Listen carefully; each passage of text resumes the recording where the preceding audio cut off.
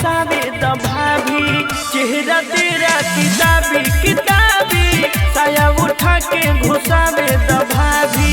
देखता हर चढ़ल जवानी, देखता हर चढ़ल जवानी, मन करेला तहार दुनु धक दाबी,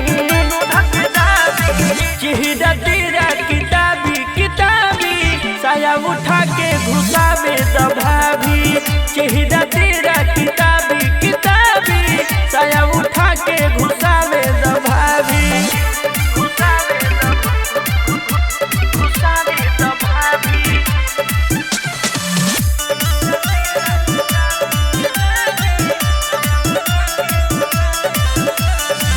शीशा जइसन चमके देहिया लागता रूहेबी, पूरी पूरी रस भरल बा जैसे गरम जिलेबी। शीशा जइसन चमके देहिया लागता रूहेबी, पूरी पूरी रस भरल बा जैसे गरम जिलेबी। लाले लाले बाबे ताहर सुगानिया ठोर हो, अंगे अंगे बाबे ताहर देह गोरे गोर हो, मन पागल बाबे देखी ताहर नाभी, हाँ नाभी, अरे नाभी।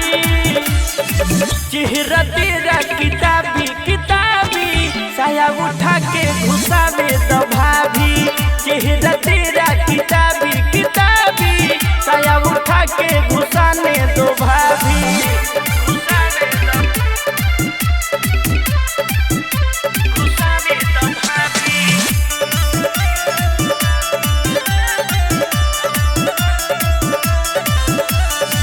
पतर कमरिया बावे भौजी जैसे दही के मटका, सटेलू जब जब देहिया में लगेला गजबे झटका। पतर कमरिया बावे भौजी जैसे दही के मटका, सटेलू जब जब देहिया में लगेला गजबे झटका। बड़ाई जाला देखी ताहर फिगर, छुए खातिर तहरा के छछने लगीगर, खुशी अनुपय के लकब चाभी, हाँ चाभी, अरे चाभी।